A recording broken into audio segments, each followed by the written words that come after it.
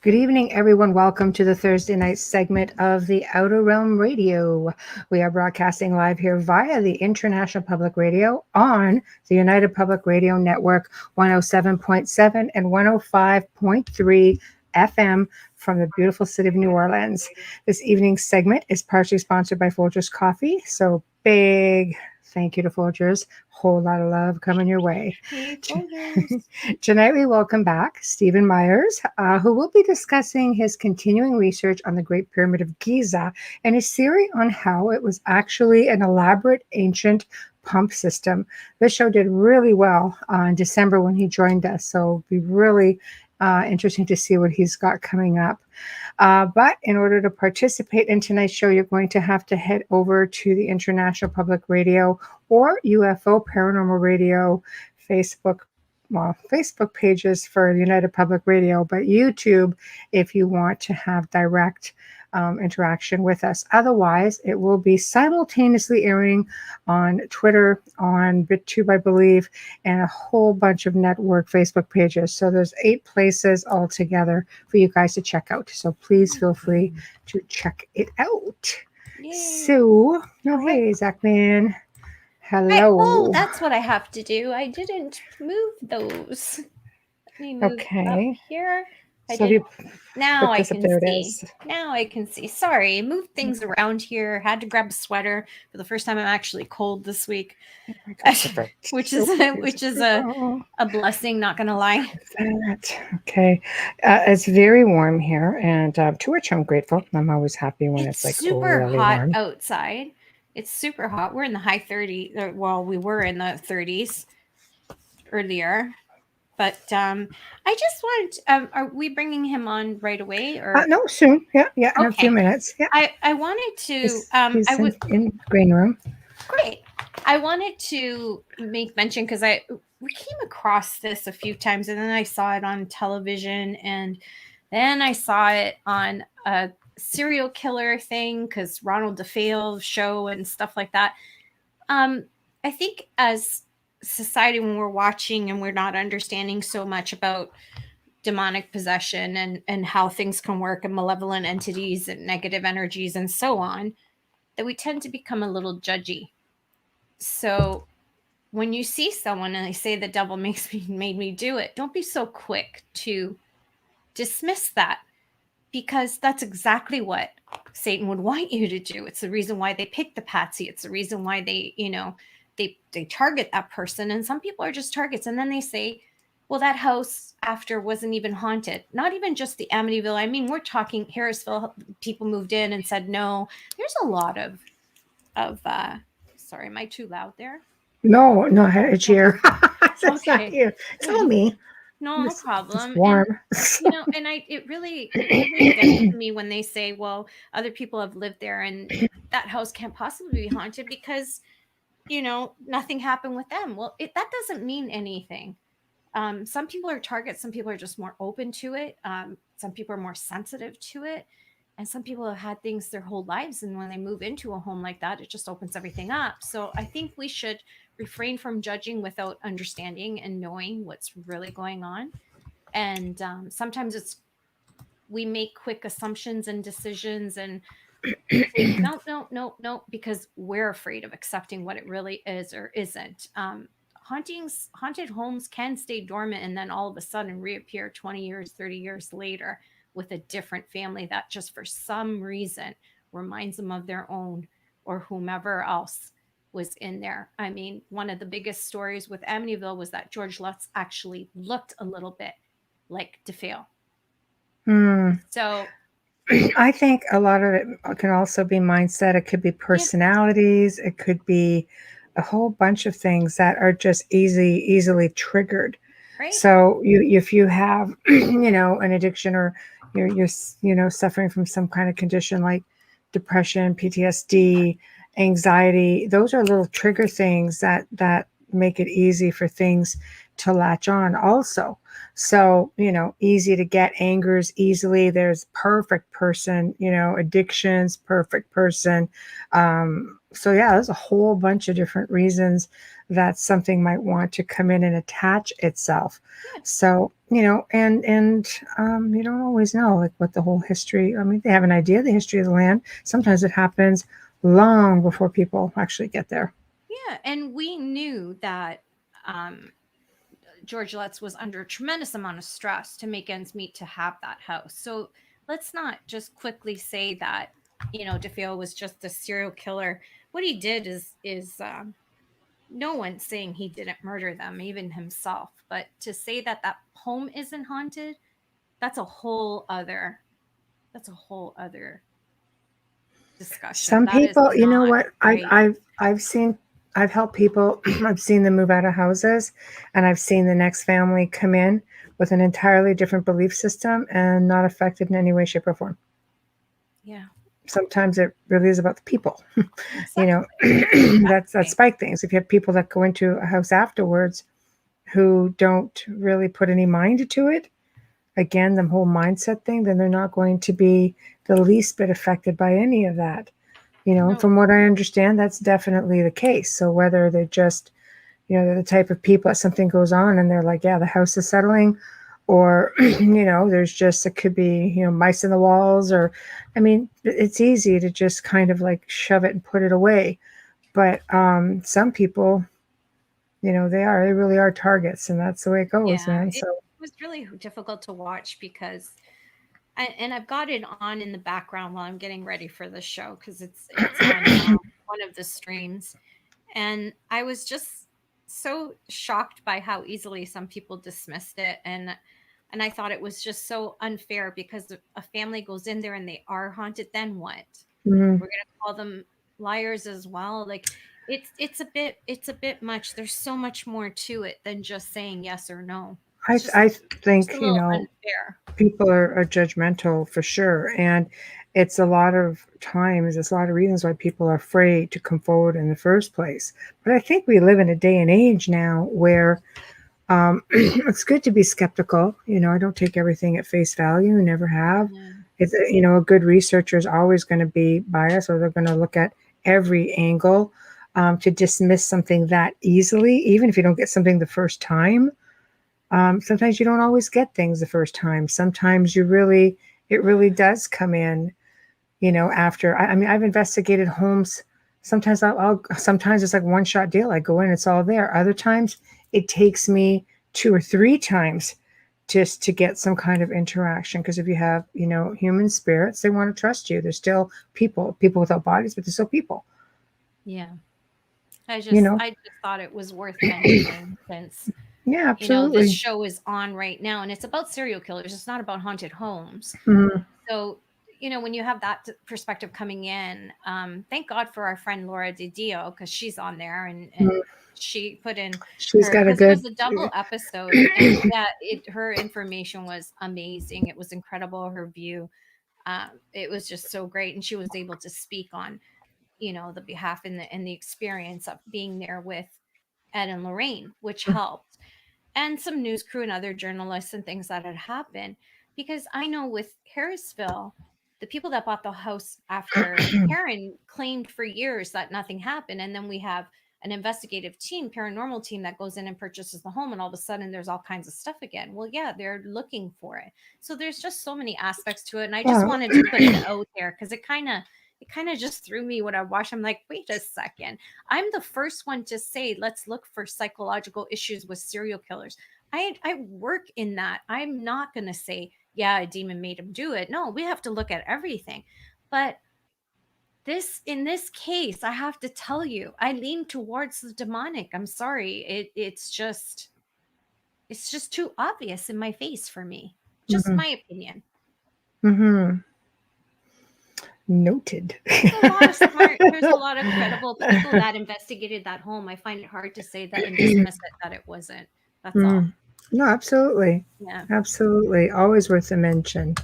Thank So, you. with that said, we are going to bring on our guest, and it's pretty exciting. Stephen was on in December, and the episode was really well received. The archive did really, really well.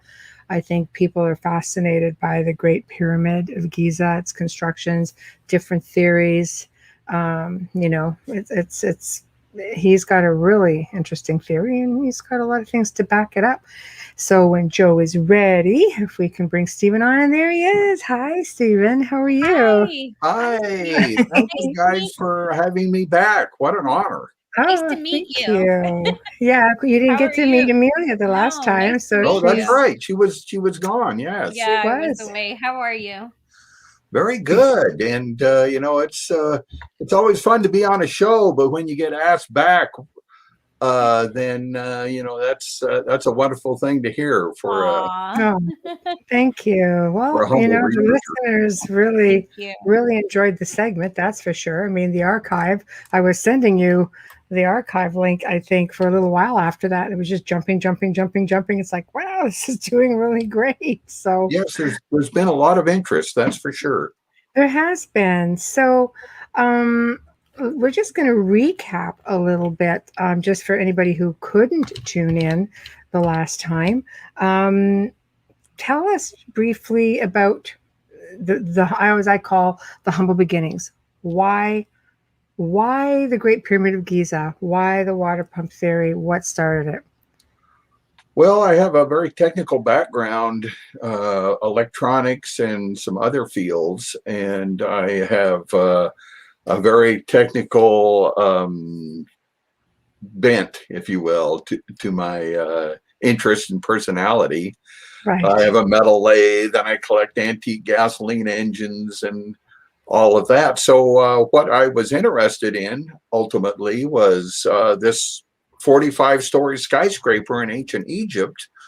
We call the Great Pyramid, and how it was built, and why. So Mm, the technical aspects, right. and ultimately, as I did, like everyone did back in the day when I got started, was you go to the library and go to the card catalog and find out books about ancient Egypt.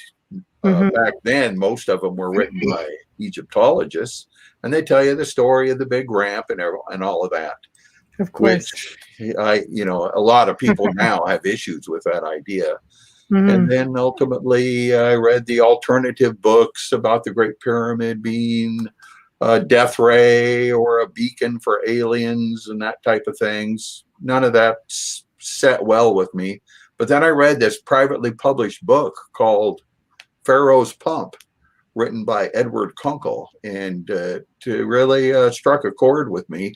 Hmm. And we ultimately started a nonprofit foundation based on his research and to further his research. It was originally published in 1962. And Hmm. our contention is that the Great Pyramid was infrastructure for the people that built it, not a tomb or anything like that, but it had this huge return on investment, even greater than the cost to make it. And that was that it was a water pump Hmm. and provided prosperity for the people that built it. I mean, you do hear about, some theories that it was constructed with waters using lock systems, things like of that nature, moving these large multi-ton blocks. And there are some bits of literature out there that says it actually had a moat. It had a moat apparently, and Uh, yeah. Actually, there was an enclosure wall around the Great Pyramid, and right, we think that that had a purpose that impounded water and, in effect, a moat. Or another way to right, put it, it was like the Great Pyramid was like an island in a very small lake, if you will. And right. I talk a lot about that in my book. That Mm. wall survived up until about the 18th century. Oh And wow. yeah, the savants that Napoleon sent to Egypt in 1803 drew drew pictures, and that wall was included in those pictures. It's gone now, but yeah, Mm. it's an interesting feature. Yeah, because you think of this thing sitting in the desert, and now you're reading things out there saying that, that there's full of underground water channels and things like that, and you're like, but it's in the desert. But yet, when you look at the Sphinx, you could see the erosion for what looks like water would have been at one time. Yes, there's a profound link between water and the Giza Plateau. So it's quite interesting. A lot of Mhm. types of evidence indicate that there was water associated with the Giza Plateau. Mhm. With some erosion, and also inside the Great Pyramid, Sir Flanders Petrie found Nile earth, which is like sediment, that type Right. of thing. So yes, So water did is. it overflow its banks to that point, do you think, or did they just bring it up? I think that water went through the passages and chambers, and there was some sediment Oh, that Sir Flanders Petrie found. So right. it's all part of the process, if you will. Right, right. No, fascinating. I know. I'm just trying to recap on some of the things that we had discussed before. So, you'll have to just forgive me because I'm just going through the list. I want to make sure we don't backtrack too much on it, because I want to move forward with it. I just want to hit some key things. So for those who didn't listen in the first time who may have missed it, it'll be easy to catch them up. Um, so I mean, obviously you've been researching this for a long time. And what kind of findings have you come across that validate this theory?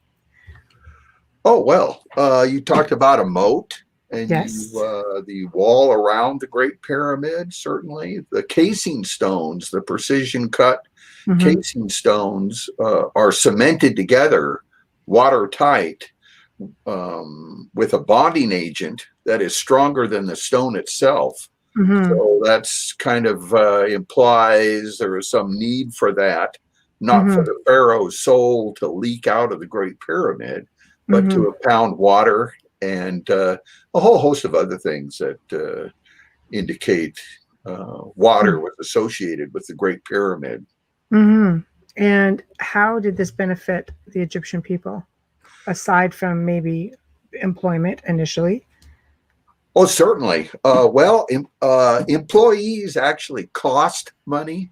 Yes, So that's a benefit for employees, that but for happens. whoever's paying for this construction project, it's an Yes, expense. And right. to build something that big, the biggest structure ever built since, for thousands of years, there's bigger structures now, of course, but Yes. it was an expensive project. So somebody who could pay for it felt that there would be a return on investment. Egyptologists say, well, it was a tomb, but it was very ineffective because long open passages and sliding stones and doors on pivots don't protect the pharaoh's treasure. But Yeah. what the Great Pyramid really did, the Great Pyramid water pump, was provide prosperity. They used that pump water to probably generate electricity, to power heavy machinery, certainly Hmm. for irrigation. The yearly inundation that occurred in the valley of the Nile isn't as effective for year-round irrigation. It just happened one time of the year. So with the Great Pyramid water pump, they could irrigate year-round, Hmm. and they could do a whole bunch of other things with pumped water. You can use uh, what they call a hydraulic air compressor. It uses moving water to compress air. And Hmm. that compressed air could be used for a lot of industrial purposes Hmm. and scientific projects. You can make freezing cold temperature with compressed air by going through a vortex tube. Hmm. You can make static electricity with compressed air and a whole host of other things. So I see the Giza Plateau is originally a science center or an industrial park more so than just a big giant graveyard originally. Well, I mean, there's probably 200 pyramids, in Egypt, and of course Giza, the plateau. Those aren't the first pyramids. Do you think? I mean, because they're not all water pumps. A lot of them are tombs. Do you think, the king sort of just took this for himself and said, "No, this would make a great tomb"? Or do you think it was never used? A lot of people think it was actually never in use to be a tomb. They do. And the reason why they think that is it doesn't look like a tomb. But Egyptologists have tomb on their mind, Yeah. and they say, well, it was a tomb, but they either changed the plans 3 or 4 times because it doesn't look like a tomb, or they say it was either a symbolic tomb or a tomb they never used. So, there's a lot of conflicting stories that are out there, but there are other pyramids. Most of the pharaohs were buried in the valley of the Nile, in the King's Valley. Yes. Yes. And essentially, those tombs are holes in the ground, which is a big difference than a pyramid structure. And but there are other pyramids that are much more primitive in their construction. Like Saqqara, for Those example. may have been used for ceremonial or religious purposes. Mm-hmm. And that's a possibility, but certainly the focus of my research is how and why the Great Pyramid was built. It's a curiosity because I've been to the Great Pyramid, and there is a king's chamber with a sarcophagus. Well, where a sarcophagus should have been. But it really looks very, but just doesn't seem to be anything else in there. So it's sort of got at some point grabbed for something. And then of course you've got the Sphinx, and then there's this ship that they found that they've discovered. It makes you wonder why if we have a pump system. It's really interesting, some of the interpretations of evidence. It's in the middle of the desert, but there's a huge ship right next to it. In fact, they found two that are almost like a pair, if you will. One is already excavated, and the other one they're excavating right now. So that's I did not know that. There's two of them. So and those sun barges, they're called, were made to take apart. I talk a lot about why they're made to take apart. They're like a kit, if you will, and in my book. So but there is a sarcophagus you mentioned, a box. Yes. That is about the size of what a person, about the size of a coffin, if you will. I don't know about you, but when I was there, I hopped in it and laid down. And it's a good fit. It was a good fit. It was a good fit. Not very comfortable. No, nothing in a slab of marble. But it was fun. Napoleon did the same thing back when he conquered Egypt. You mean I laid down in the same place that Napoleon laid down in? Only you're about 4 feet taller than him. He short-cheated his bed. He wouldn't notice. It was more like a grown-up bed for him. They would have had to lift him in and out. Just about. He was quite short, and but he spent the night in there, and it's reputed to. They asked him, what was it like, and he says, "Oh, I can't tell you." Of course not, mon petit fleur. Yeah, so I don't know. No. He had visions that way. Or classic narcissist. Yeah. I wonder if it was for the whole pyramid power thing. That was a big movement back in the day. A big movement, and still is. Yeah. So there's a lot of interest in that, but I don't know. He definitely spent the night in there. Maybe it was cheap accommodations. I don't know what his motivation was. After pecking the nose off the Sphinx, they should have locked him in there. Oh, that'd teach him. Yeah, I know, bugger. Did he do that? Yeah, that was him. That was why? target practice. It was a way of. Well, the sand was up to the neck, so it was easy to walk up to it at that time. Well, obviously, because he's a full guy. I'm like, man, you should have had Mussolini in there. He would have come out with slayed demons. That's for sure. Yeah, there's some think it was Napoleon that did target practice on the Sphinx. So that's one explanation for the nose being gone. Wow. On the Sphinx. So it's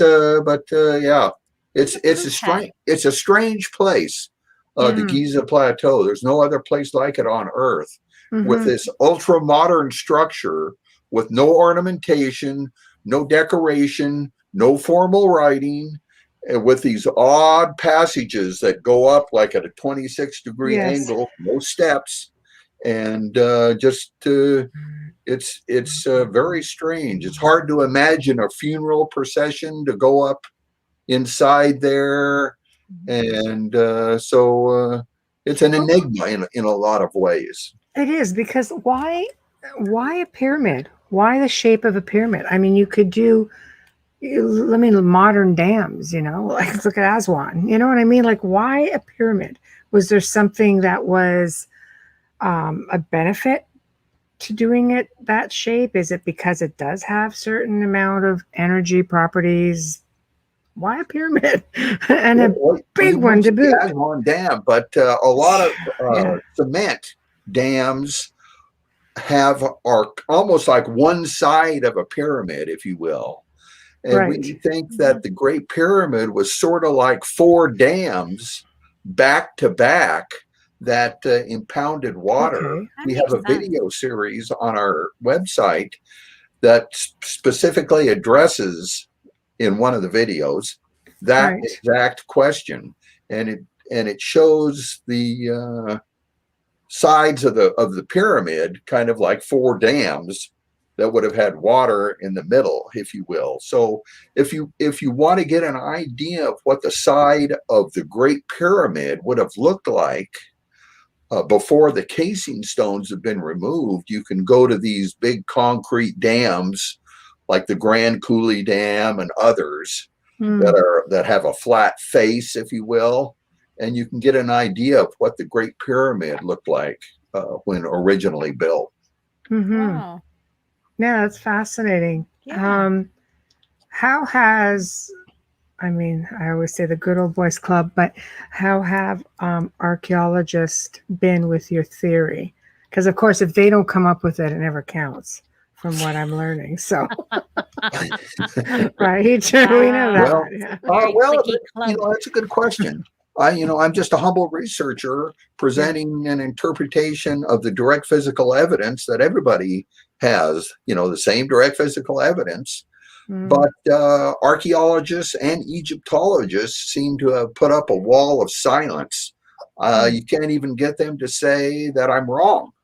It's just interesting that certainly I have my opinions about Egyptology, and to say the least, but you can't even get them to say that I'm wrong. So it's interesting that they don't discuss or even want to talk about it. So but I sure talk about Egyptology, that's for sure. I have the guts to do that. So about their lack of demonstrations, some of their flawed research methods, and a whole host of other things that I have issues with. So I have a few videos on my YouTube channel about issues with Egyptology, and people can check those out. They've been quite popular. So where do you think they're going wrong? What do you think they're missing? Because you're all looking at the same structure. Well, yeah, everybody's looking at the same structure. There's a parable about these blind men trying to determine what an elephant is. One person looks at, he feels the side, and the other person feels the tail. And the one that feels the tail says, well, the elephant is like a snake, and the other one feels the leg, and it's like a tree trunk. But Egyptology certainly has blinders on.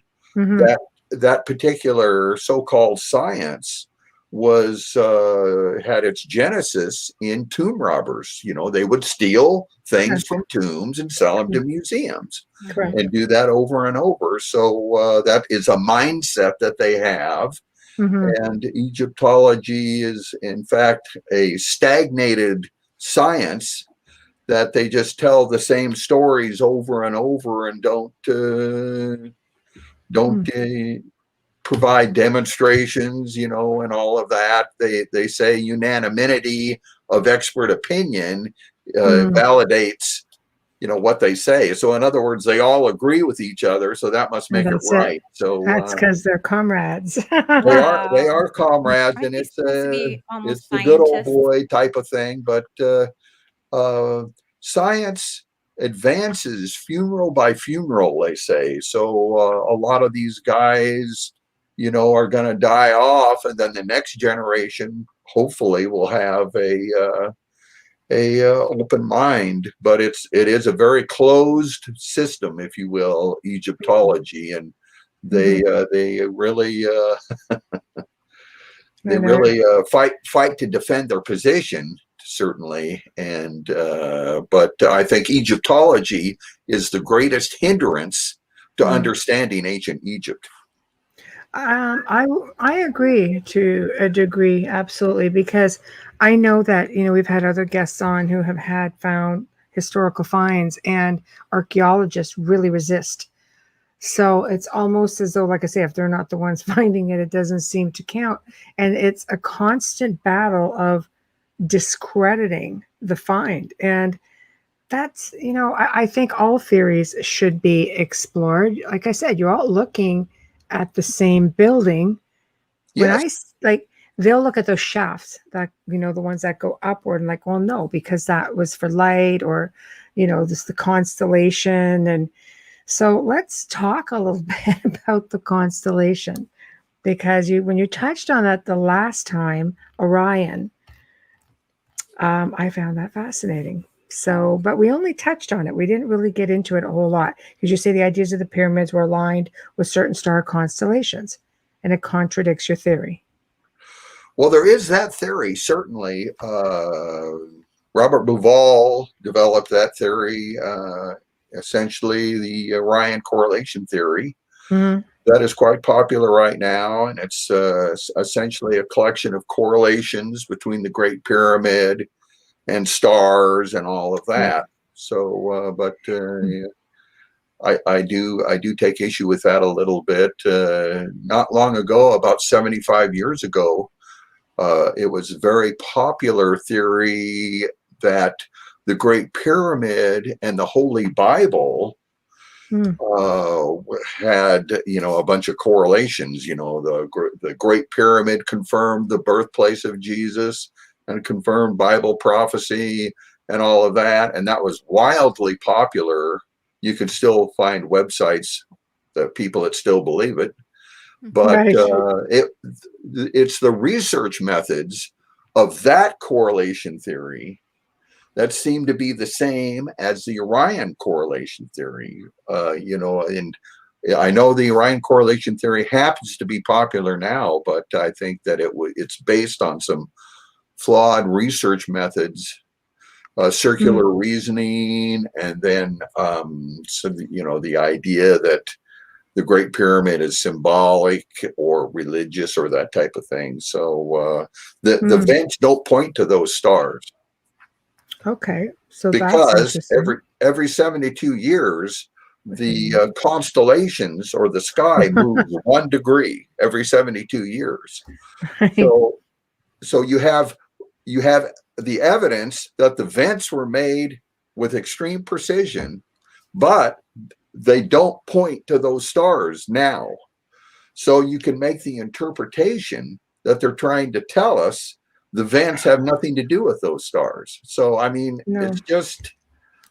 it's just a lot of correlations that have no causation, if you will, and that type of thing. So I am a critic of that theory. So it's just just a different take that people have. And That was a big one. I remember watching a documentary I don't know. on one of the, I don't know which Yeah, channel it was in the US, and they put these little robots that went all the way up those shafts just to yeah, see which stars they pointed to. Oh wow. right. I think Yeah. one got So stuck. Oh Yeah. It never made yeah, it. and of all the Mm. explanations of why the Great Pyramid was built, that seems to be the smallest return on investment, Funny. because you could just point a stick to a star and not have to build something that would cost now probably $25 billion. So Wow. so Hard it's to fathom. Yeah, it's just a small, it's people would say, oh, well, they're religious. Well, every civilization is religious. American Indians, South American, Eskimos, but that doesn't mean that the Great Pyramid is a religious structure. In the 1930s, the United States was very religious, but they also built the Hoover Dam. But that doesn't make the Hoover Dam a religious structure. Right. So, right. There's other people besides myself that contend this correlation theory, had some issues with the research methods. Precision doesn't validate a correlation. It's a causation, something that ties the two things together. The Beatles had four members. The Great Pyramid has four sides. That's a very precise correlation. So, but it's false because there's nothing to tie the two together. And the precise correlations of the Great Pyramid and the Bible, they're very precise with the pyramid inch and all of that. They're false because there's nothing to tie those things together. There's a website called Spurious Correlations. People can look that up. Wow. And they talk about the precision of a correlation between the number of Nicolas Cage movies there are and the people that have drowned Nicolas Cage movies. Oh, I thought you were going to say, and how many of them are good, because that would be a very low number. Oh man, I've seen some bad ones recently. Oh yeah. Oh man. You see them and you're like, wow, you must really want to work. I don't know. Yeah. Oh yeah. I see. I can't think of the name of it, but he was at this amusement park. I hope you see it. I mean, it's exquisitely Oh, I know bad. what it's actually about ghosts. Yeah, and anyway, he was fighting me all these. Oh my golly! The Ghost. It's a paranormal film. It was bad. He digs that sort of stuff, though. He does. Yeah, but but that film was like really bad. Well, it was really bad. Saturday Night Live had a. We're getting off the track. They had a little skit called Bad Cinema. Oh, that last Nicolas Cage movie. Oh my god! It was Season of the Witch. Nicholas. You would enjoy him in. Yeah. He plays what would be like a Knights Templar in Season of the Witch. You would I actually liked Season. I loved it. The ending he used to make exquisite movies, but I mean, I can't. I'm not a movie critic, but it was a good story, but the ending kind of just left you like, what? Oh yeah. What just happened? What did you just say? Like, what did you just do? You just went from really high quality film to CGI mania, but the storyline was really, really good. You'd enjoy it. But compared to the movies he used to make, they're not as good. Nobody makes phrenology, the study of the bumps on people's heads. You can see the bumps on mine. There's nothing in the way.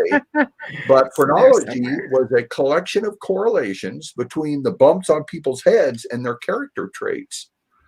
And those correlations didn't have any causation. And that phrenology was a science. They used to teach it in universities. Poof, it's gone. And so sciences come and go, theories come and go. And oftentimes the reason why they go is because they're based on poor research methods. And we'll see what the life cycle is on the Orion correlation theory. I don't know. That's the one that people like it. Yeah. A lot of people like it.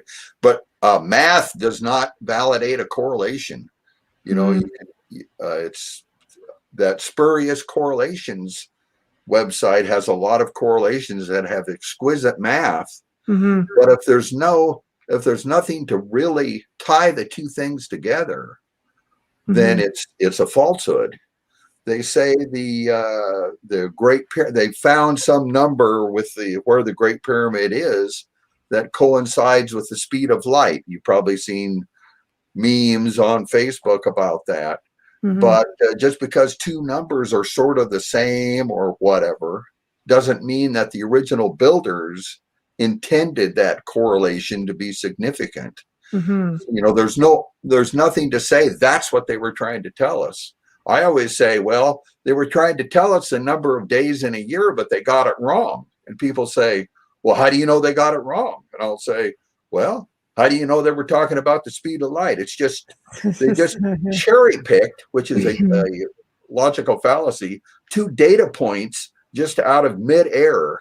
You know, the coordinates of the Great Pyramid and the speed of light, and then just said Shazam, it's a correlation. Well, That's a thing. Yeah. not necessarily. So we'll see, you know, the what side of history the Orion correlation theory will end up on. Phrenology has been rejected, and so has the Bible correlations by everyone but religious zealots. So we'll see. What about an energy source? Yes, the Great Pyramid is an energy source. Because they link it to Tesla, like energy. Some have compared it to Tesla, but I think the Tesla Tower is more different from the Great Pyramid than the same. I don't think it's like Tesla at all. I think it's more like the Hoover Dam. Certainly they operate differently, but I don't, people say, oh, well, there's a worldwide system and there's ley lines and all of this stuff.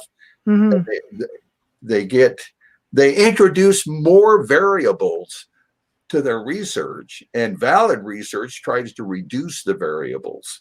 You know, they compare the Great Pyramid with everything, human anatomy, rainbows, stars, and then they data pick or cherry pick these data points and then think that they are related, but it's that's not a valid research method. So we'll see. But no, yeah, the Great Pyramid provided power by water power, I think, like the Industrial Revolution was started using water power. So in England and also in the Atlantic Northeast, where they had a lot of like waterfalls, and they made mills and everything. So yeah, it's a great machine. Yeah, I guess it's just because you see it in the desert, but you don't know what it was or how far up the water was back in the day. Right. Right now, the largest structure in the Valley of the Nile is the High Aswan Dam. Big, much bigger than the Great Pyramid, probably 25 times the volume of the Great Pyramid. And it makes electricity, which a lot of it is used to pump water. There's also the Mubarak pumping station, the largest pumping station in the world, and it is in the Valley of the Nile. Wow. So they use the High Aswan Dam to power this pumping station. So in modern times, they needed a system to pump water in the Valley of the Nile. And I think in ancient times, they needed a system to pump water in the Valley of the Nile. And that they used the pyramid to do it. So you think that this was constructed specifically to be like to for the purpose of what the Aswan Dam is doing or what the Hoover Dam is doing to pump water through. And what that I got an A+ for that. Okay, good. You know what the Hoover Dam and the Aswan Dam are doing? They're doing something really important. Keeping up. I'll show you.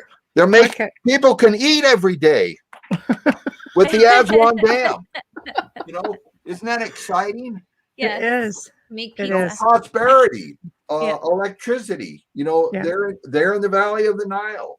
Right. My favorite dam is the Grand Coulee Dam in Washington State, and it is on the Columbia River out here in the Pacific, central Washington State. But it's a desert area with a huge river that flows through it.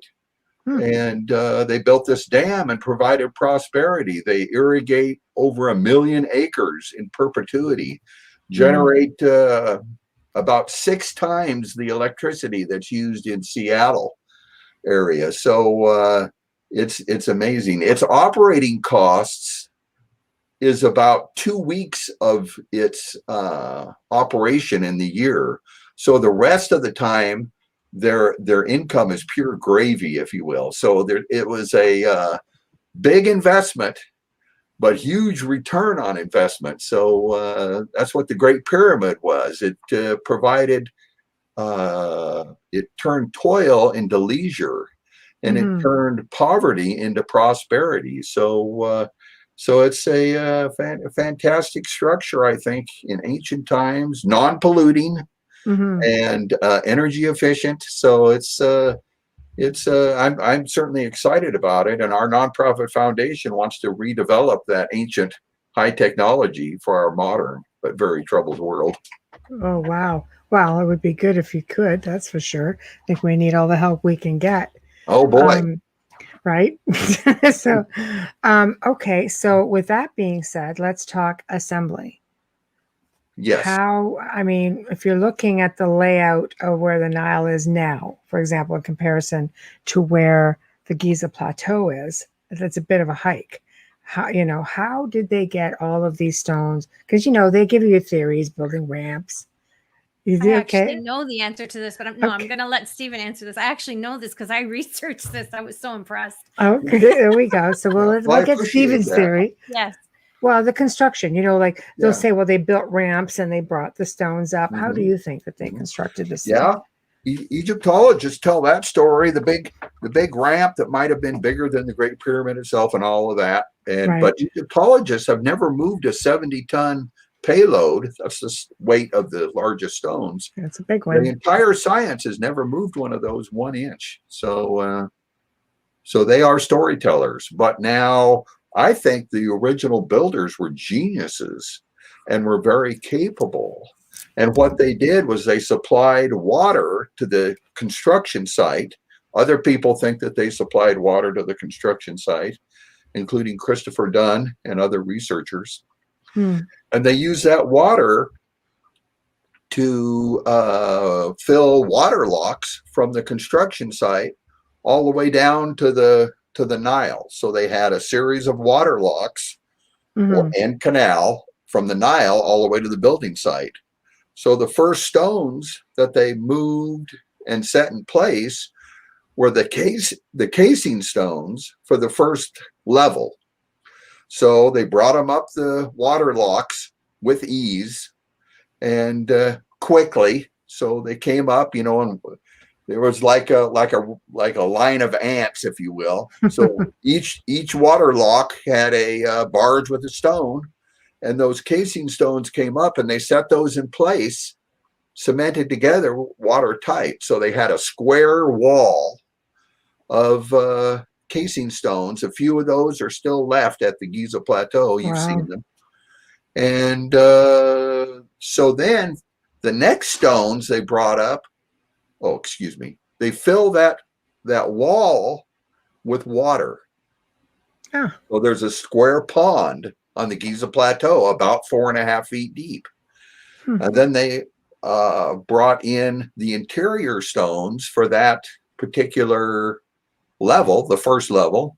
And those interior stones moved up the water locks and actually into that pond. There was a canal that communicated between the highest water lock and anyway, they went right into that pond, and they moved the interior stones off the barges and into the pond. And when that pond was filled with stones, the first level of the Great Pyramid was completed. So each level, they would build level by level, casing stones first, and then interior stones. So it was a systematic, fast production line assembly process that occurred 24 hours a day. Hmm. They were brilliant. It is. A lot of people that look at our video series at our website that's for free, they say that's compelling. I hear that word a lot. So it's efficient and makes sense, if you will. Hmm. That type of thing. So people say, oh, no, they wouldn't go to all that trouble to make water locks. You'd have to figure out how much that would cost. Because Well, building a ramp all around would be cost Would be efficient too. cheaper, right? right. I don't know. It seemed like a hell of a lot of work. Imagine how many Ramps, people would have passed away from that ramp from just being run over by those stones on the way right. down. But they already figured out the cost when they built the Erie Canal over there by New York up to the Great Lakes. And the cost the Welland Canal here. Yeah. Right. Yeah, Right.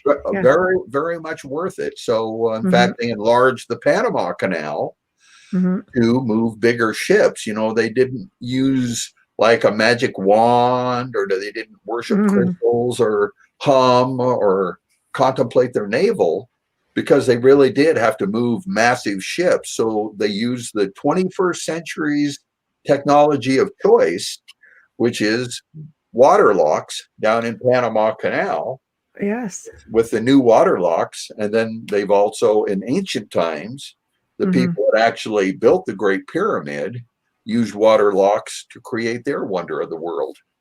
I'll tell you, it's impressive to watch because I love to watch the ocean liners and the Lakers come in through the Welland Canal, and they come in, and you're looking how some of them are like weighed right down, and it's fascinating to just see them come up like they're weightless. It So is. it's like, and that's water, and these heavy, huge machines are just going up and down like nothing, like they're just feathers. Right.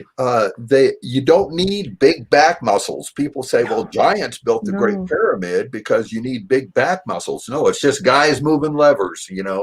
And I call water locks an anti-gravity device, in effect, because it not defies, but it counteracts gravity and lifts battleships. My dad was in World War II. Got to Oh, brag on him. He was on of the West course. Virginia, a Of battleship. course, yeah. Nice. And I have pictures of that battleship going through the Panama Canal.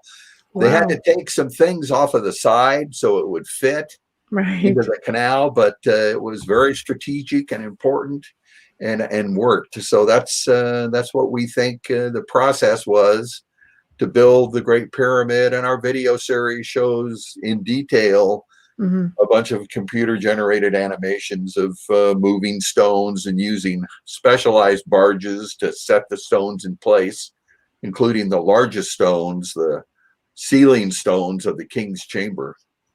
Yeah. See that in That's itself is an insanity. anomaly. Yeah. Yeah. The big, those big marble stones are just colossal. They are Pillars huge. They're too. 70 tons, but when they first built the Erie Canal in the 1830s, and they also had kids operating the canal and the tow boats and all of that. Mm. The barges had a capacity of 70 tons, like 70 tons of coal, 70 tons of grain. Mm. So in the 1830s, little kids could move 70-ton payloads. Jeez, Now, right? I can't imagine. Egyptologists, oh, we can't do it. See, But Bubbles, you working can do people it. can do it I all can day do long. it. That's it.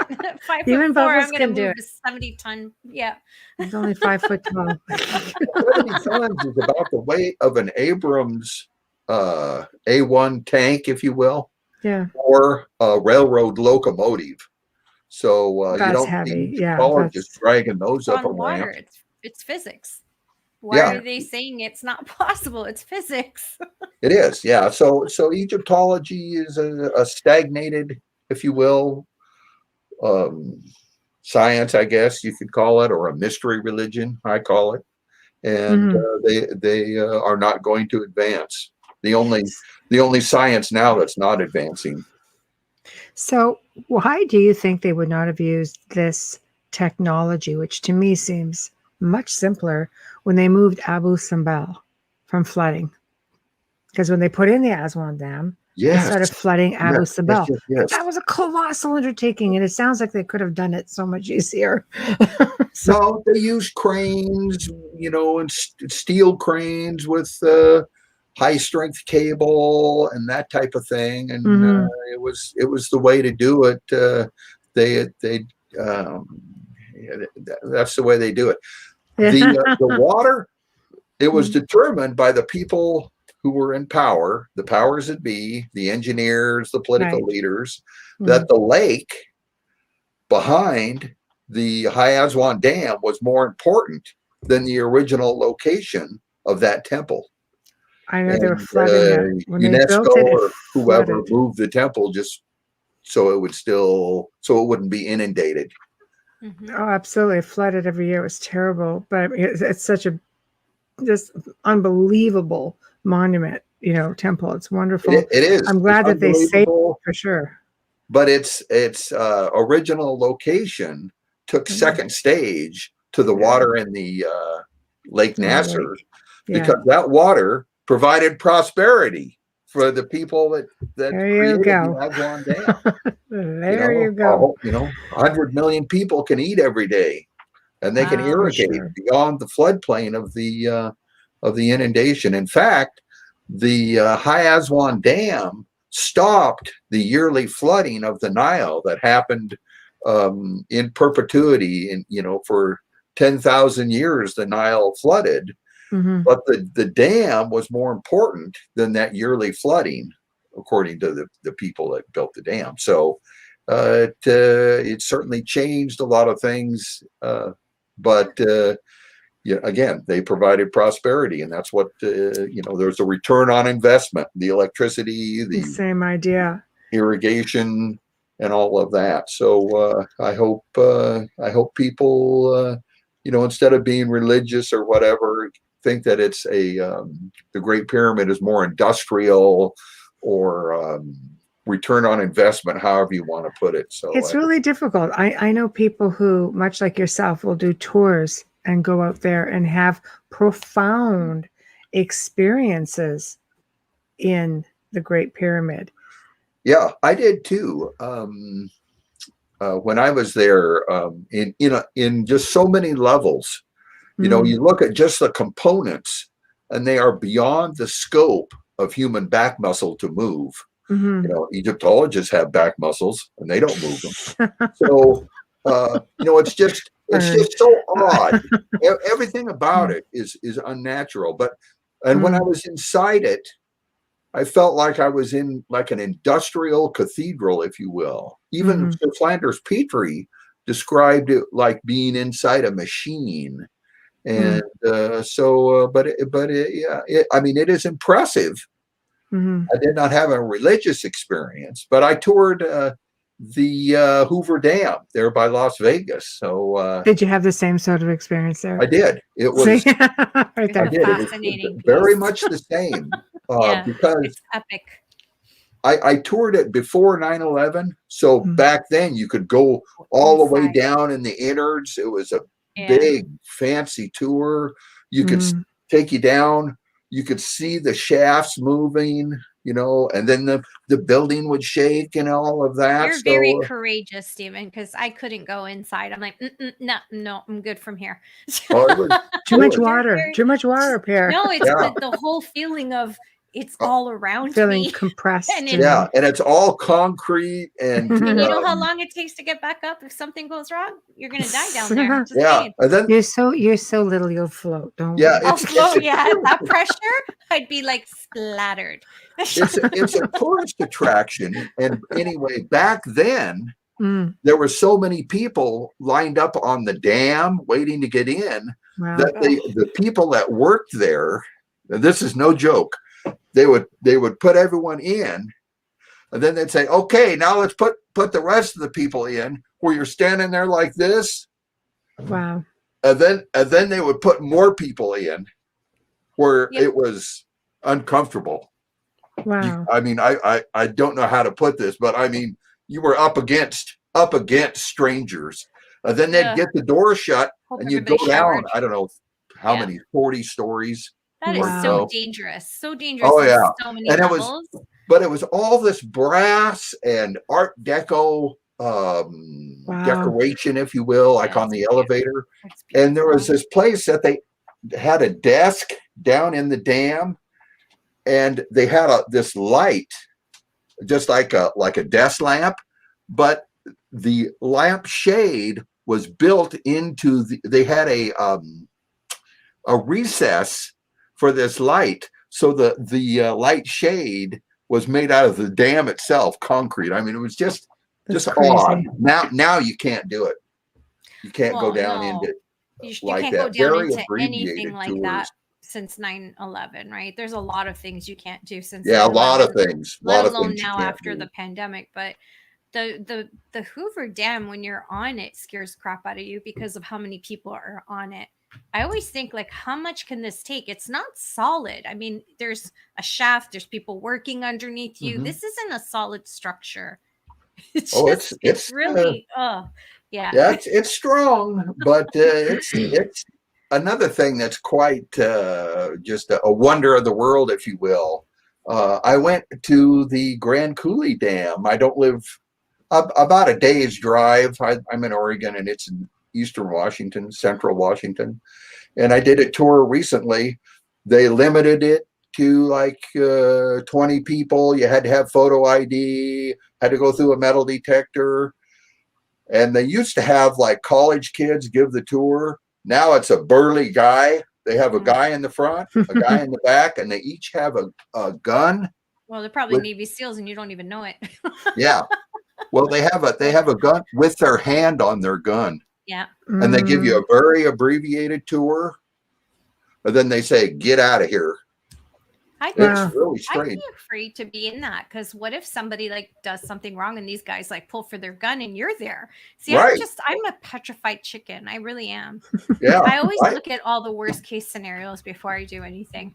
Yeah. I'm kind of a nut. I kind of held back and everyone kind of left. One of the two guards came and got me and said, come on. Yeah. Oh yeah. Yep. You gotta watch And yourself. the reason is that infrastructure that's in the middle of the desert associated with a big river is more important than being a tourist attraction, if you will.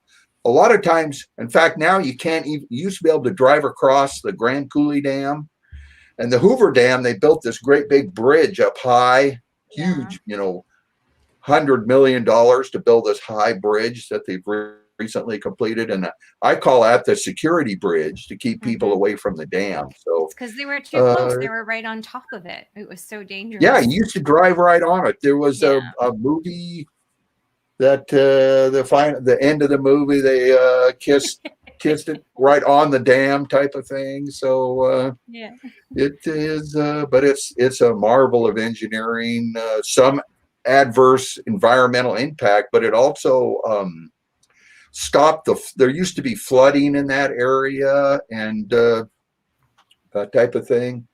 But I do like the dams. Not in favor of the nuclear power plants. They're pretty spooky, that's for sure. Yeah, so, some places you just sort of want to avoid. Yeah, the nuclear power plants, I'm not in favor of those very much because the obvious disaster is just too much, and it's one of those things that if it works, they work great 99.9% of the time, but if the brakes on your car work 99.9% of the time, doesn't mean it always. Yeah, you'd have a crash every day. That's true. I know. So, you think about that video they put out of I don't know if it was a video or a documentary. What if the Hoover Dam went down? How it would impact the city and how it would start. What would the likely cause of it be? And it's just like, I'm not ever standing on that again.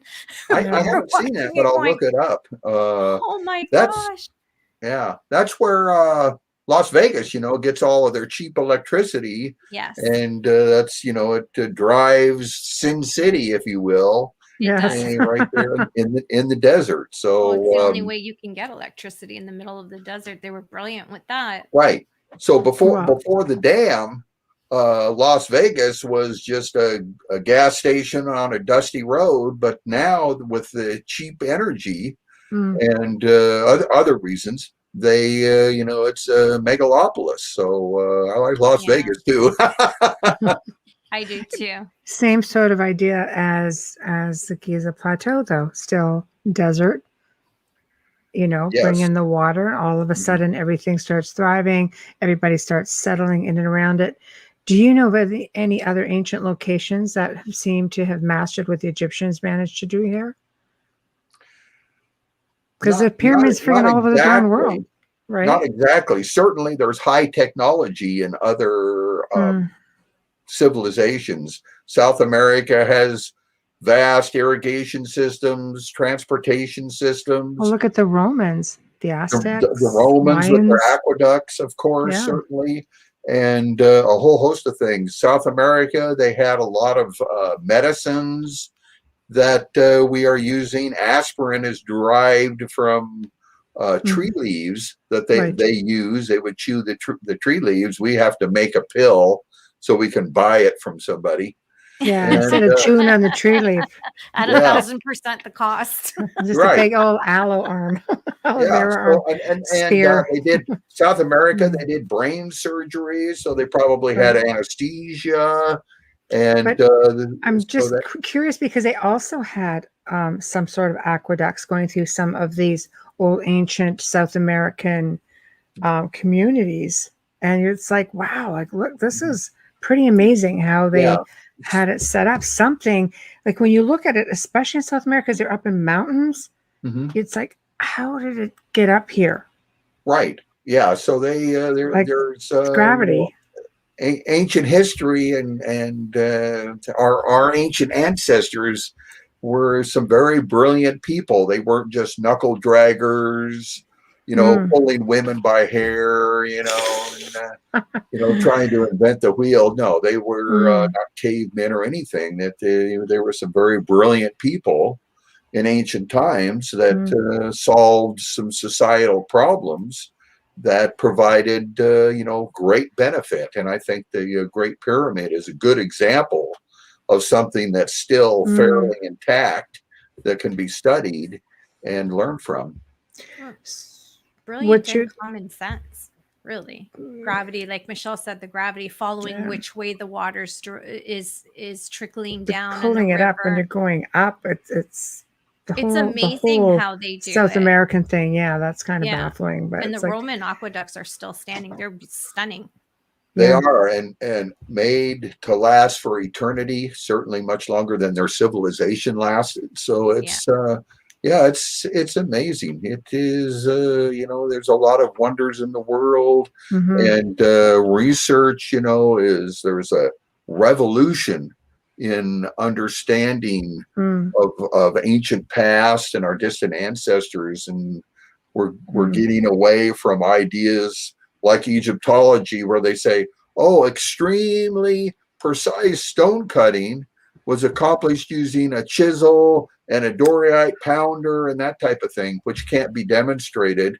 I don't think People are so. getting away from that, and there's a Mm-hmm. new understanding emerging from about a lot of different things, not just ancient Come on. history, but They had politics, batteries, they had like environment. displayed light, it displayed electricity. Um, Right. you know, do you think what is your thoughts on the extraterrestrial theory? Well,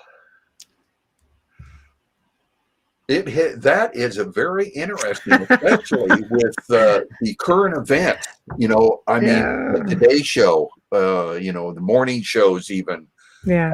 60 Minutes had a segment this last episode about Mm, these pilots that seem very credible, military pilots mm-hmm. that saw some UFOs and whatever you want to call them.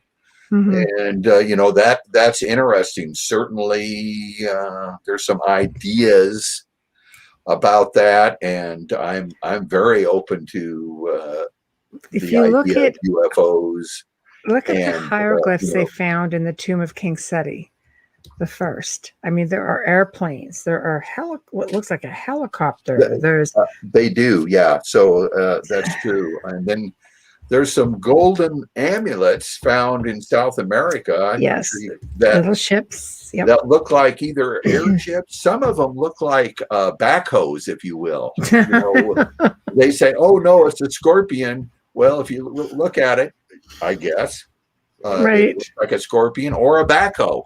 Right. So I Still, a mean, backhoe back then is still a piece of technology. It doesn't yeah. matter how you look at And it. a lot of those Mm, ancient golden artifacts are mm. actually electroplated. So I find that of interest. You can look up Also interesting. ancient electroplating, and it's so that's Mm, it's like mm-hmm. me. On my own, without looking it up on the internet, I couldn't figure out electroplating. So And but you're a they did. technological guy. That's right. Yeah, and the Baghdad battery, which the Yes. Egyptologists say, oh, Yes. that's a religious artifact that No. No. No. It's no. I But don't then think so they either. No. recreated, they make clay jar, if you will, with the Yes. copper tube and the Yep. iron Yep. spike in the middle, and put in orange juice, and you got a half a volt of electricity. So that's a demonstration. Somebody taught them something. I do believe that. And if the theory of levitation is a thing, I mean, there are monuments and monoliths out there that, are even believed to have been built by giants because they are so bloody colossal that there's not a whole lot of explanation for it. So I don't know. There's a The lot of ET mystery theory lends to some of this stuff, to some of it. I'm not saying Yeah. every stone that was Oh, ever no, moved, no. but I'm just talking Yeah. about I the mean, even in the construction process. pyramid. Yeah, because a lot of people think that there was ET intervention with that. That's why I was That's asking your theory possible. on it. Yeah, there's the ancient man. I think always had high technology. Exactly where it came from is unknown. The Bible indicates that that ancient people, like the fifth generation from Adam, they were able to make iron. They had musical instruments and a whole host of other things. So I don't know about now, but ancient people were geniuses, and certainly necessity was the mother of invention, and that type of thing. So I think a lot of things are going to come to light in this revolution of understanding, and a lot of things will go by the wayside. Certainly, the biblical correlation theory, phrenology already has, and we'll see about the Orion correlation theory. The jury is still out on that explanation. So. Okay, so if you're getting into the pyramids, which the theory is it took them, what, 20 years to build it? Do you think it took 20 years or do you think it took less time because of your theory? Okay, Egyptology has been around for 200 years. Right. Okay, about fairly modern Egyptology, and they have an explanation or a story that, oh, it took about 20 years because there are some hieroglyphs or scraps of papyrus that we interpreted, but we can't even move one stone. So in 200 years, they have not moved one stone. And if if the construction of the Great Pyramid was left to Egyptology, it would never be built. So, but then but I say, to answer your question, I usually say about 7 years, and everybody's head explodes and all of that because of this short timeline. But if I was a leader, I wouldn't wait 20 years to make a water pump. And using the systematic water locks that operate 24 hours a day, it's a very fast process. When the Erie Canal moved the weight of the Great Pyramid, about 6 million tons, higher than the height of the Great Pyramid, in about 2 years. So it's quite a method, if you will. So I would say 7 years. Now, but couldn't they validate this? Because I know a year after I had been there, they found a village right down, downhill from the Great Pyramid, and it's where all the workers lived. And they would find stones, and they would see carvings on the walls, like grocery lists, and how much they were being paid. Like it was a fully functional society that they deemed, just by the information that they had found, that they must have been the workers on the pyramids. So you would think that maybe that they would have some kind of a timeline. Well, there's certainly a lot of interpretations about that, but yes, there were okay. workers. I'm making you work tonight, Stephen. Yeah. Sorry. Yes, I had to just come up with my own questions. Yeah. There were workers who built the Great Pyramid. Right. And those workers lived somewhere, and Right. they ate food. Of But course. that doesn't tell us anything about how a big stone was quarried to perfection, or Right. how it was moved. So the How was it information is lifted? pretty scant, but other than to say, yes, there is a village, and they have also found like a port very close to the Great Pyramid. So you can word Oh. search Giza Plateau and port, like for Mhm. like a boat or whatever. So that's quite interesting. That When they is built impressive. when they built the Grand Coulee Dam, they built I think it was two towns that are there, Grand Coulee, and I have relatives in Grand Coulee, and the other town, I can't remember the name of it, but workers when lived somewhere and ate food that built the Grand Coulee Dam. So But you think they would document something? Like, to me, that's a pretty impressive feat to be able to, like, your theory is intriguing. You think that they would document something as to mhm. their everyday, through this thing up, and just here's the levee or here's the pulleys, watch this thing go up, like a diary sort of thing. I don't know. You would You think know, so. Let me yeah, put it this way. I think they documented whoever built the Great Pyramid, and it may have pre-existed dynastic Egypt. Whoever right, built the Great Pyramid documented everything, and right, they were sticklers for details. right. But that information hasn't, filtered through the ages and made it to us. The Great Pyramid is a puzzle with many pieces missing. So there's a lot of things that all that documentation is gone, if you will. Or So do you think maybe hidden? hidden, yeah. If we need to break Right, into right. the Yeah. library at the Damn Vatican, Egyptologists. yeah, No, yeah. Well, kidding. whoever it's Yeah. somebody. It's either Egyptologists or it's the Vatican Library that we can find out some more information. They want to That's keep So, it another all, show. yeah. That's but another Pyramid show. technology. Yeah. but yeah, so I think it was all documented, but that Right, information isn't available to us. So right, it's too right. bad. It, I'd like. Oh, sorry. Go ahead. Yes. No, just jump in. Oh, who? You. I'd like to do a station ID right Yeah. now. well, let me just say this: Yeah.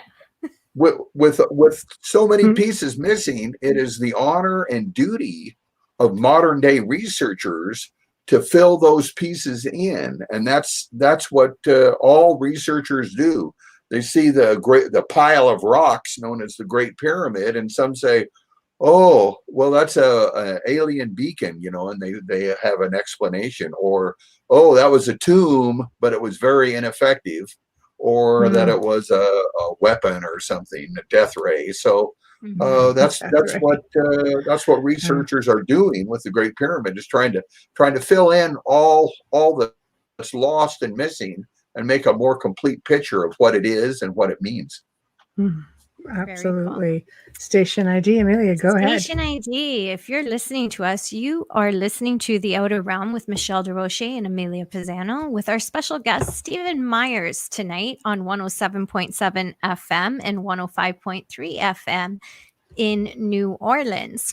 We are United Public Radio, International Public Radio, and the last one I never remember, so you'll have to Change the look name, that Joe. one up. Change the name. I know. Tonight's show is partially sponsored by the great folks at Folgers Coffee. Thank you, Folgers Coffee. Goodness in every cup.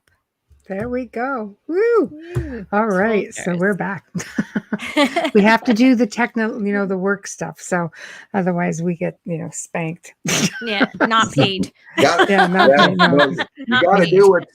Yeah, We got the yeah, must gotta take do's care of and the business. have do's, and Yeah. we're always happy to advertise Folgers and our station. So no, I completely agree with you on. I think moving forward, do you think there's just too much ego in the field? I think ego interferes with proper research much of the time in any field where research is involved. Oh, certainly.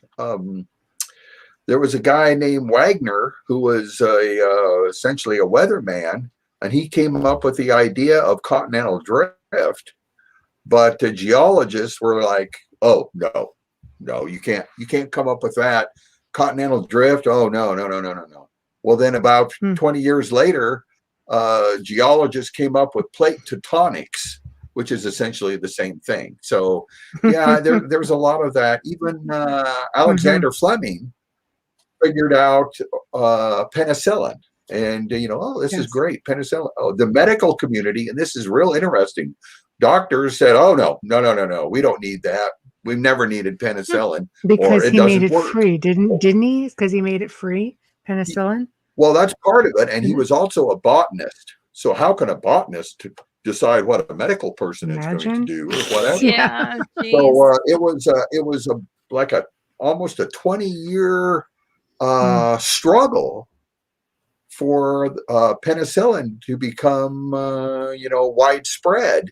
But another group of people found out about penicillin, the military, and they said, well, we're going to have a bunch of people that are going to need medical care. So we like penicillin and also the sulfur drugs that were being developed. So it's a fascinating story about how there is a resistance to these new ideas, and even in social aspects.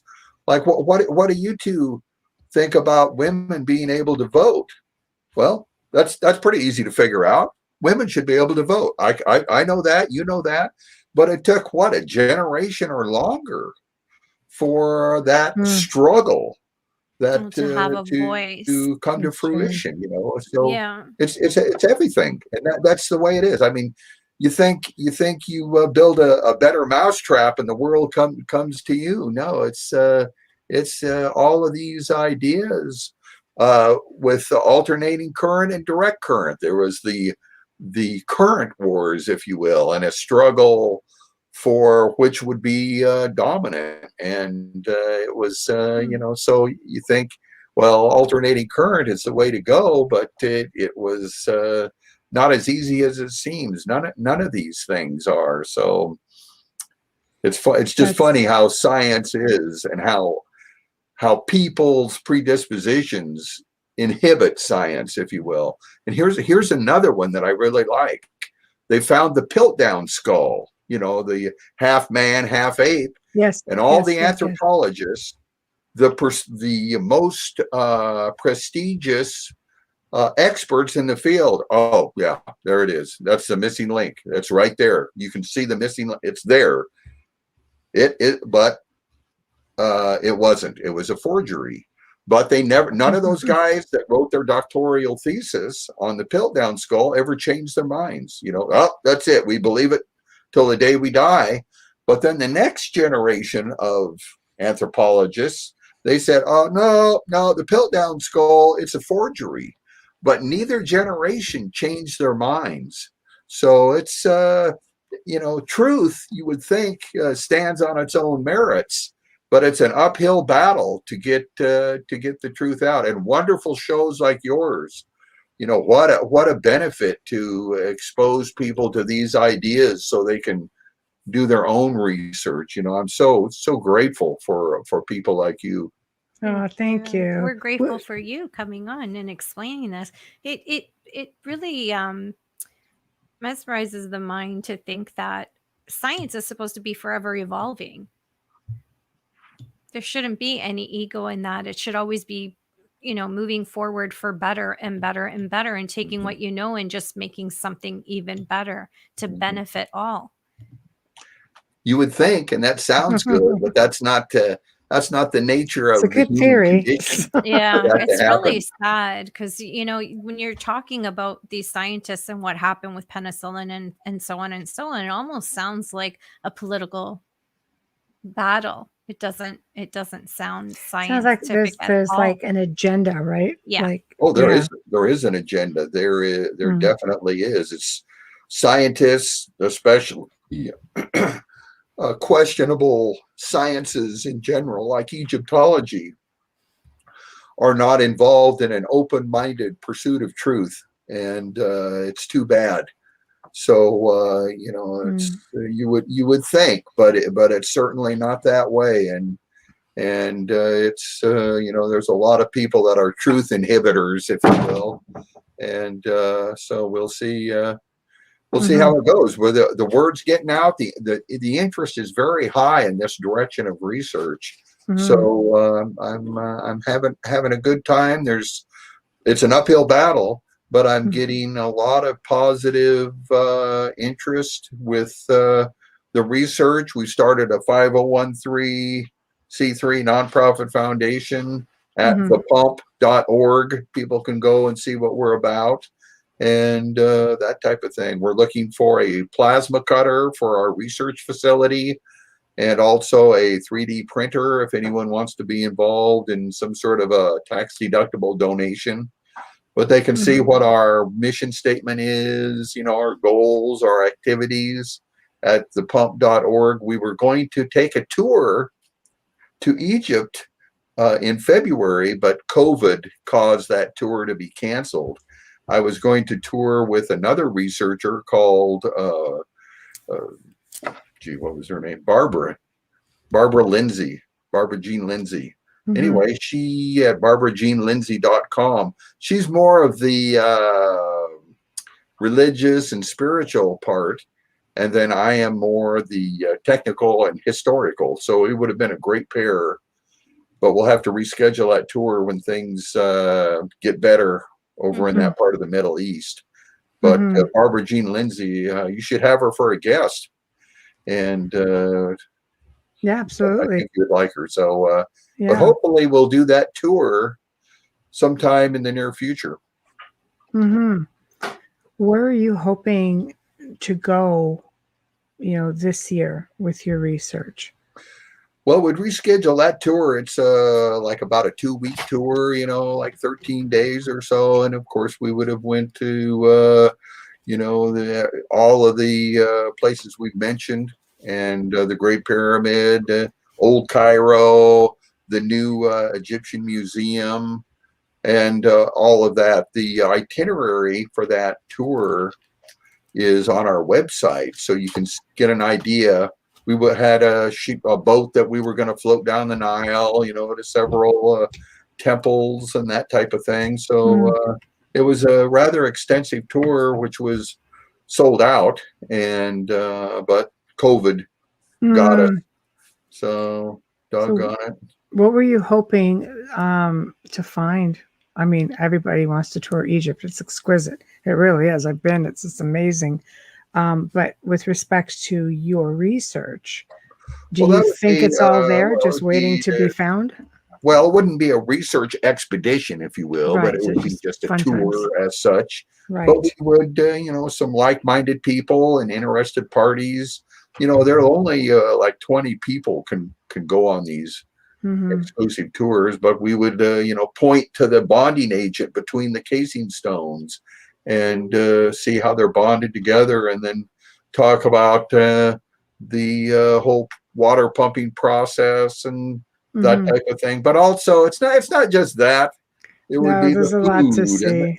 and the people and just the Yeah. experience of floating down the Nile and Old Cairo and the statues of Mammon, those big It's twin true. statues, and we had Mm-hmm. a whole bunch of things planned, but Mm-hmm. One thing about Egypt, it's not going anywhere, and they're just finding more and more and more. There's the new that's museum in Cairo now, mhm. and all of the pharaohs have been brought there. It's Saqqara. I think they just found another 27 mummies, They well have. preserved mummies in Mhm. Saqqara. So I've been to Saqqara. And believe me, it's like a hole in the ground and a decrepit old pyramid when I saw it. It's just like nothing like what there is now, and there's a lot of promise for a lot more findings. And the Valley of the Kings, I mean, they're just discovering new tombs all the time. So, Yes. if anything, you're just going to get Mhm. to see more. Yeah, I recommend to anyone if they have any interest in ancient people to go to Egypt. There's no place like it. Mm. It's I would even recommend going in debt if you had to go to Egypt. So it's I I don't there's no know. place like it, There isn't. There and isn't. it's safe, and the people are friendly and accommodating, and they've been taking care of tourists for 10,000 years. Herodotus in Mhm. the 5th century BC was essentially a glorified tourist. The only thing special about him was that he wrote it down, and Mhm. his writings are still available to us. So that's marvelous. But they accommodate you. They're friendly. They all speak English. I'm sure they all speak German. Mhm. Whatever you need, and it's a beautiful, beautiful country. So I hope I can lead a tour to Egypt when things get back to normal. Yeah, we have friends in Egypt who are making a discovery of their own right now, and of course, all of their research is completely, and that's at a site that I think it's called Sicily, and Oh, it's yeah, it's all it's pretty fascinating. National Geographic's already covered it, and oh, it's a lot of fun, and it's funny because you see the old with the new. And what I mean by that is, when I was there, I had different guides, and the older guides, you'd say, "So, okay, what do you think about the curse of King Tut?" Oh, no, no, no, you don't want to go there. It's terrible. You can die, blah, blah, blah. And you ask some of the younger people, and they're like, oh my God, don't believe any of that crazy stuff. So it's a lot of fun because you just get a lot of different perspectives on it. So yeah, you do. Yeah, maybe all three of us should lead a tour. wouldn't that be fun? You'd have to Oh, knock that'd me be out to sit fun. on a plane that long. Oh, it's a Yeah, I'm lot of terrible that fun. way. I'm it is. like my maximum is 6 hours on a plane, and I'm done because I'm too fidgety. I Um, Oh, love it. yeah. Well, we we ha- left from the West Coast here in the United States, and it's 11 time zones, and Harder to for you Egypt. guys. Yeah, and the yeah. maximum you can go is 12 because there's only 24. So Yeah. it's almost quicker to come back the other way around the Earth. But It is. on the Yeah. plane, we flew Paris to Paris, from the East Mm. Coast, nonstop, of course, across Hmm. the Atlantic. But the flight was so long, they woke you up twice, and it was a red eye. So they wake you up twice to feed you, and it was quite an experience. And but it's worth. Travel is always expensive, and it's always worth it. Oh, Right. travel's always worth it. I love to Nothing travel. like buying memories, in my No, opinion. you So Oh can't. yeah, You can't it's put a price on that. no. We have a question in the chat room. Mm. Zachman. Hi, Zachman. I didn't say hi to you today. I have one question. In stories from the Torah and the Old Testament, are there any indications that the ancient Hebrews were aware of what these pyramids were really built for? Why or why not? well. Believe it or not, I'm a researcher, and a researcher sits around doing a lot of reading. And I've actually read the Mhm. Bible, but it Jesus, when he was very young, went to Egypt to escape Herod's killing of the 2-year-old Firstborn. and under male babies in that Hmm. area. I don't want to get into a big Bible study or That's anything. okay. Yeah. Why he It's wanted okay. to do that? The wise men came and they were looking for the king. Okay, well, it's not Herod, so Herod was supposedly jealous and got rid of these kids. Well, Jesus left with his family to Egypt. So anyway, Jesus was Egypt, but certainly the Bible doesn't mention the Great Pyramid, either by Khufu or Cheops or anything like that, Mm-mm. or by its shape, a pyramid or anything. So there's no mention. But what is it? Isaiah chapter 19, verse 19, it indicates that there is a monument or a pillar, in the center of Egypt and all of that, and that's quite cryptic. And you can make that mean anything you want, and a lot of people put a lot of store into that, and then they develop a whole theory about the Great Pyramid, confirming Bible prophecy. But much of the Great Pyramid, or much of the Bible, isn't really about structures in Egypt. So there's a lot of other things going on. So as far as I'm concerned, Mm. the Great Pyramid isn't mentioned in The Old Testament. in the Bible. So Mm-hmm. Yeah.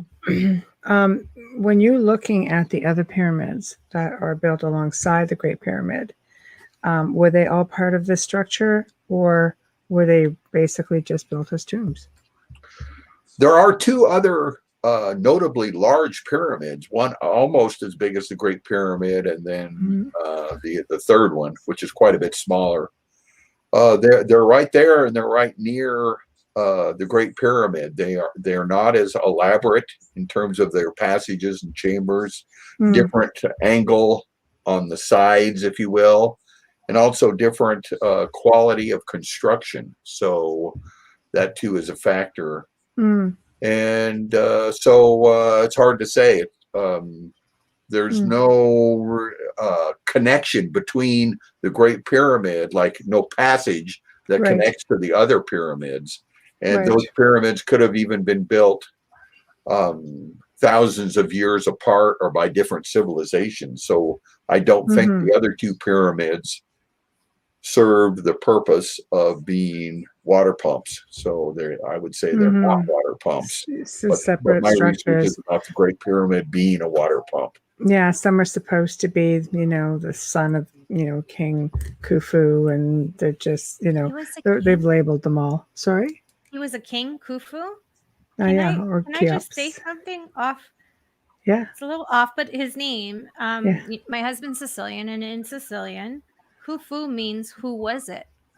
Well, that's funny in Sicilian. Yeah, I don't know. The Greek is Cheops, and then the Arabic or whatever is Khufu.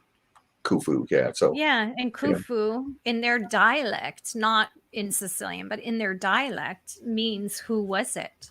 That's pretty Khufu, funny. It's like who was it? Who did it? That's what it means. It's used for both. So, I remember the first time asking her what she meant, because we don't speak, my mother-in-law, we don't speak the same dialect, and I speak proper Italian. So I remember asking her, what does that mean? And she's like, I'm sorry, I was speaking to you in Sicilian. Oh, how funny.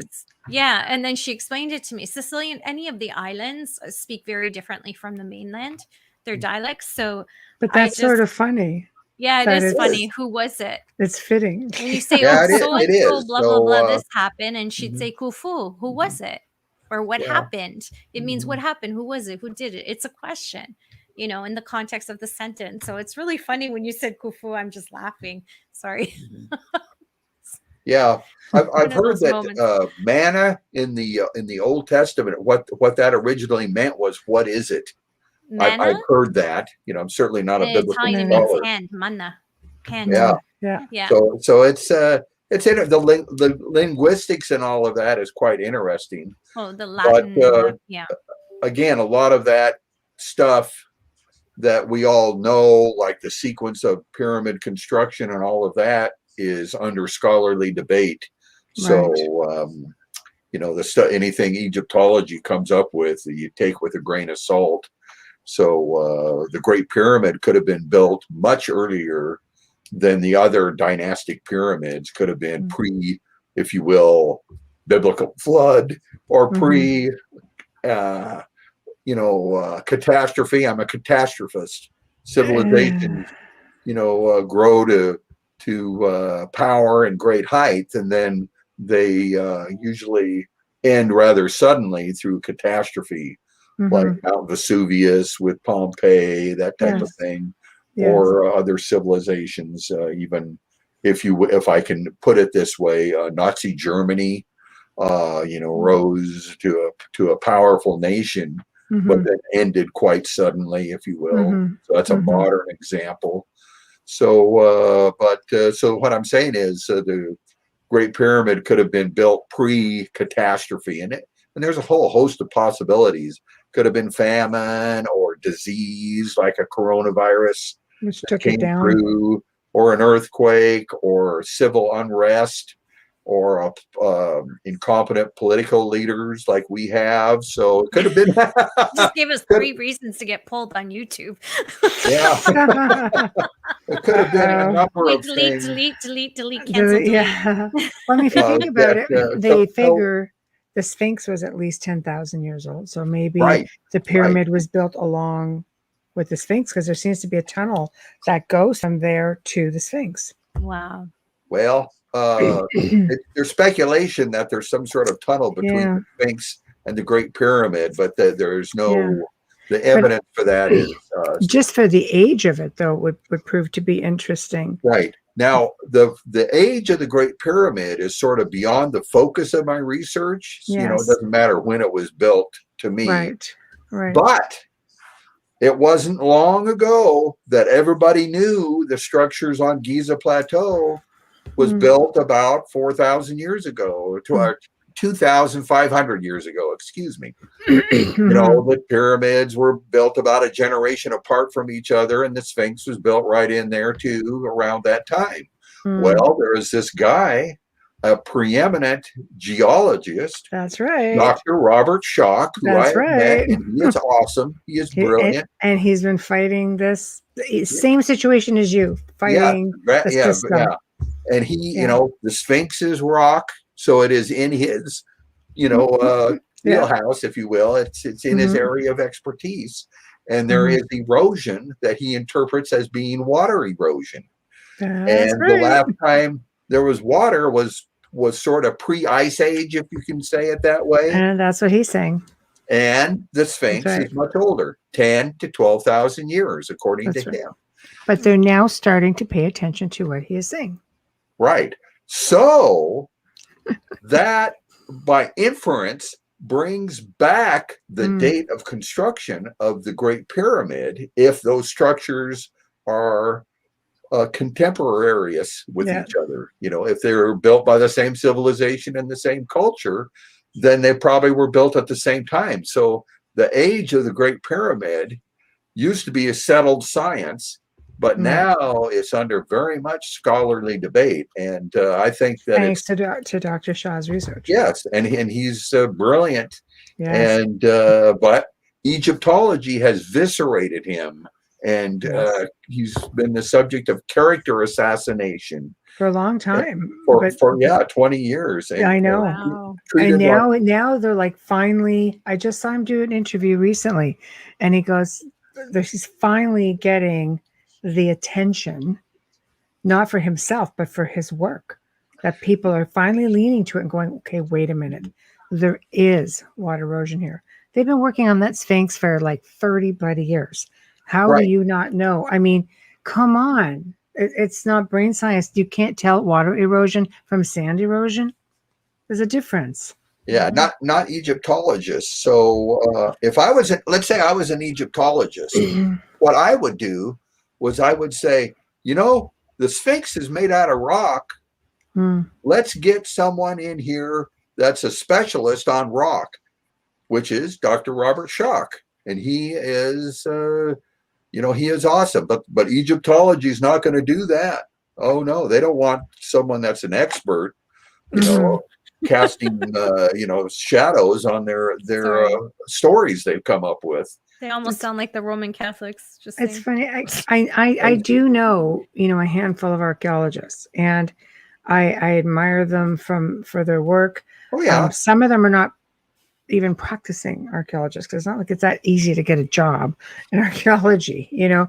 And I find there's one thing specifically that they go to school. This is what they learn. They really don't veer far from that. You know, like it's almost like you're afraid to cross the line. You just stay within the bubble. That's true. That's true in a lot of sciences, but the soft sciences like archaeology and Egyptology is known, famous for that. And, you know, no revolutionary ideas. Everything is whatever you were told and that type of thing. You know, to become an Egyptologist, you sit in a classroom being told what the Egyptology professor tells you, and then you graduate as an Egyptologist and you repeat what he says, you know, and that's not science. You know, and Egyptology is in crisis now. A lot of people, I don't know anyone past the 8th grade that's looked into it, that thinks precision stone cutting is accomplished using chisels and hammers, and that's why it can't be demonstrated. So I know it's a old boys club. It's Yeah, it's it very is. detrimental for the pursuit of truth. So it's too bad. You need like a rebel just to get in there, shake the foundation a little bit and say, no, this is a thing. This is why. But it almost like seems like it can't be an independent researcher to be taken seriously. It almost has to be somebody within their community who does Right. it. But to be within their community, you have to toe the line, and I know.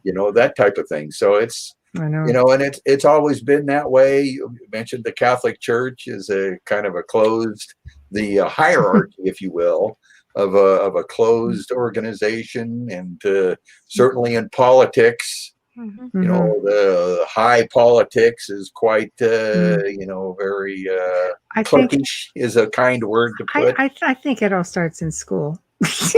You'll have your little cliques, Yeah. and that doesn't change, and No. even in any field. Even in I'm as in. adults and friends. I end it up in the doesn't film change. industry, and it's much the same. We have a formula. We're sticking to the formula. We're not Right. veering from the formula. Formula sells. Formula works. And then somebody comes up with an idea, and then you're like, "Oh, we're changing the formula." And I Right. realize this is a good formula. We're going to make money at this formula. I'm just like, I told you a year ago you should have done that formula. Well, But who there's am a I? I don't know. there's a saying You in know. academia that says, in academia they fight so viciously about what their research because the stakes are so low. There we go. I've heard that. I like that. And Wise words. it's but what we need is more truth lovers that love truth over agenda or what they've already been told. And my experience is like people over 50, boy, they won't give you the time of day on my research, but younger people, high school age, college age, Fresh minds, fresh they ideas. they embrace it. Yeah. People that are actually like truck drivers or people that work in shipyards or people that actually do something, they really are compelled to, or they say it's compelling, this process of constructing the Great Pyramid and its purpose, that it sort of makes sense. But Egyptologists with their hands that have no blisters or anything, they just tell stories. The most Egyptologists, the largest stone they've ever moved is the one in their kidney. Oh my gosh. Well, I would love to have an Egyptologist on the show just to get their take on just anything, any of these new discoveries and what their take is on it. And just I imagine there's a lot of agreeing to disagree and so on. But it's fascinating. I love hearing people's perspectives. It's one thing that the show is famous for, and it's offering a platform to listen to people's theories and ideas and research, because there's so much out there, and we do need to break away from the standard, hence the outer realm, the title. It's just going outside the box and thinking about research from the outside looking in, right? All revolutionary ideas come from outside of the organization. Even IBM, was into copiers and that type of stuff. Well, when computers came along, they missed the ball. They dropped the ball, if you will. And this outsider, Bill Gates, ultimately developed the software and became a billionaire. So outsiders are the outliers, is another term, are the ones that actually make the innovations and the progress to that we all enjoy. So you can't keep a good idea down. Eventually, if the people scream out for it, it has to command attention and further research. I think things do need to be researched sometimes as a community. It's the only way that you're going to get it out there, the way you need to get it out there. True. Well, it's for certainly in the academic world, it's a hard sell to say that the original builders were geniuses and they made this massive structure to be infrastructure that actually did something. That's a hard sell in academia. But people who are in the outer realm or outside the box, it's much more receptive, that type of direction of research. I agree. And we've come to the end of the show already. Can't believe how fast it goes. My gosh. That was great. It was. It's always informative. It's always a lot of fun. You're a lot of fun, Stephen. It's been a joy. I'm actually a researcher, not a speaker. So this is nerve-wracking for me. I commend you guys. You guys do this all the time, and I just occasionally get on a talk show. So it's relaxed though. You have fun. I've had really well. I learned a lot. I've had some good hosts and some bad hosts, and you guys both are really good. And thank you. We think you're a great guest. Yes, thank you. So thank you for coming on. Tell everybody how to find you before we have to sign off. The best place to go is at thepump.org. We have our website, which is our portal to our organization, our YouTube channel, our Facebook page, with all of that stuff on there, and our documentaries. We have 2 documentaries available from Amazon.com. I've also written 2 books available in Kindle or ebook format. So all the links are at thepump.org. You can contact me through the website, or to ask questions, or to get involved, and that type of thing. All I ask people to do is do their due diligence, find out about this direction of research before you pass judgment. There's actually quite a body of research to become familiar with. So again, I thank both of you for this wonderful experience. It's our pleasure. And being that I'm not sure if you've used the StreamYard platform or not, but there's only one way to escape, and it's that little button at the bottom that says Leave Studio. Just because I've seen people go, how do I get out? Yeah. How do I get out of here? The red button. So, just try to. Well, I will say goodbye, and again, thank you both. I hope we can meet in person someday. Absolutely. And you guys keep up your work. Maybe thank you, Stephen. Bye now. Bye-bye. Goodbye, Stephen. Oh, I just adore him. We've come to the end, of course, of another fantastic segment here on the Outer Realm. Thank you all for tuning in. Big thank you to Stephen. Like I said, he's just a delight. And of course, we want to extend a special thank you to Folgers Coffee for partially sponsoring tonight's show. Always a big thank you to our producer, Joe Montaldo. Please remember to stop by the International Public Radio YouTube channel, UFO Paranormal, and that other one. Honestly, I just can't remember it. It's terrible. Anyway, just stop on by, subscribe. While you're there, please stop by The Outer Realm on Facebook. Follow us on Instagram. If you'd like to see specific guests or topic, as always, please message us on the Outer Realm Contact at gmail.com. The Outer Realm Contact at gmail.com. Next week, we've got more interesting guests. Of course, the Booth brothers return to discuss their newest film and upcoming events. They're always a heck of a lot of fun. Don't want to miss that one. And new to the Outer Realm on Thursday night is Chris Stiles, and he's going to be discussing the Shag Harbor UFO event. And a lot of people think there's just the one event that goes back into the 60s. No, he himself actually had an experience there as well. And for those who aren't familiar with Shag Harbor, it's probably Canada's only really documented UFO event. It is a fantastic story. It is in Nova Scotia, yes, home of Oak Island. So you don't want to miss that. It's going to be amazing. So until then, Amelia and I thank you. Have a good night. Have a fantastic, safe weekend. For those in Canada, long weekend. Y'all behave yourselves, and we'll Yeah, see you next week. We're still working Monday. We are. Good night, everyone.